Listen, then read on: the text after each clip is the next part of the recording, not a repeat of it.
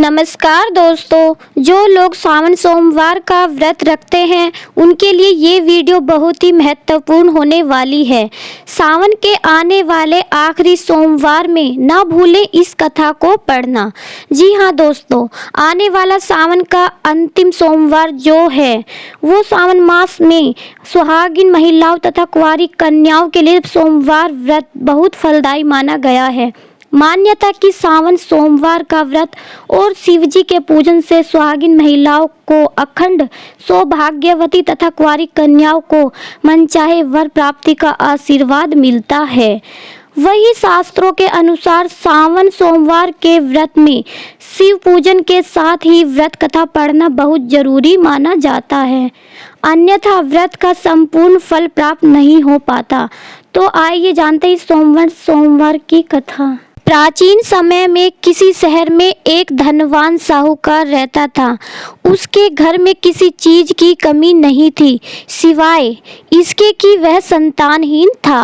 पुत्र प्राप्ति की इच्छा से साहूकार हर सोमवार को व्रत रखता तथा भगवान शिव और माता पार्वती की विधि विधान से पूजा किया करता था। उसकी पूजा से प्रसन्न होकर माता पार्वती ने भगवान शिव से साहूकार की इच्छा पूरी करने का आग्रह किया। भगवान शिव ने पार्वती जी से कहा कि इस संसार में सबको अपने भाग्य के अनुसार ही मिलता है, लेकिन माता पार्वती ने साहूकार की पूजा और भक्ति से प्रसन्न होकर उसकी मनोकामना पूर्ण करने के लिए शिव जी से आग्रह किया। माता पार्वती के बार बार कहने पर शंकर जी ने साहूकार को पुत्र प्राप्ति का आशीर्वाद तो दे दिया, लेकिन साथ ही यह भी कहा कि साहूकार का पुत्र केवल 12 वर्षों का ही जीवित रहेगा। फिर कुछ समय के बाद साहूकार के घर एक बेटे का जन्म हुआ। पुत्र के 11 साल के होने के बाद साहूकार ने उसे पढ़ने के लिए मामा के साथ काशी भेज दिया। साहूकार ने अपने बेटे को खूब सारा धन भी दिया और कहा कि रास्ते में ब्राह्मणों को भोजन दक्षिणा देना और यज्ञ कराते हुए जाना। अपने पिताजी की आज्ञा का मान रखते हुए साहूकार का बेटा और मामा रास्ते में यज्ञ कराते हुए और ब्राह्मणों को दान देते हुए काशी के लिए चल दिए। इस बीच एक नगर में किसी राजा की कन्या का विवाह हो रहा था, लेकिन राजकुमारी का विवाह जिस राजकुमार से हो रहा था वह आंखों से काना था। इस बात को छुपाने के लिए राजकुमार के पिता ने साहूकार के बेटे को दूल्हा बनाकर राजकुमारी से उसका विवाह करवा दिया।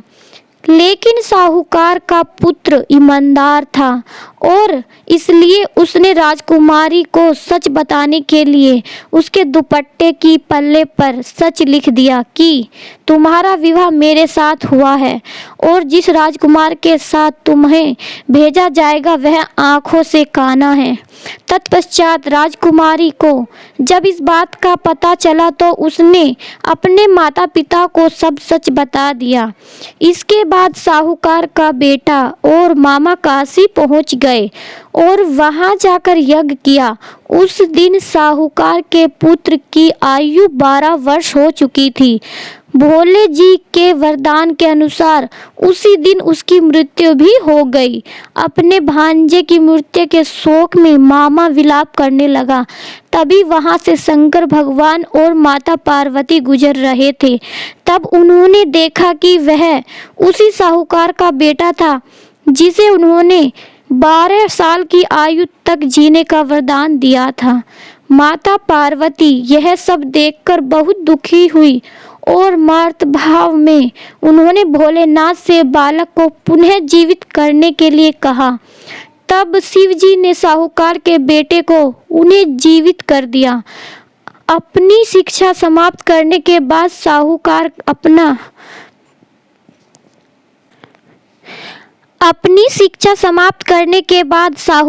का बेटा अपने मामा के साथ फिर से अपने नगर के लिए चल दिया। रास्ते में दोनों उसी से नगर में पहुँचे जहां उसका विवाह राजकुमारी के साथ हुआ था। तब राजकुमारी के पिता ने साहूकार के पुत्र को पहचान लिया और अपने महल ले जाकर उसकी खातिरदारी की। साथ ही अपनी पुत्री को साहूकार के बेटे के साथ विदा किया। जब साहूकार का बेटा अपनी पत्नी के साथ घर पहुंचा तो साहूकार और उसकी पत्नी उन्हें देखकर बहुत प्रसन्न हुए।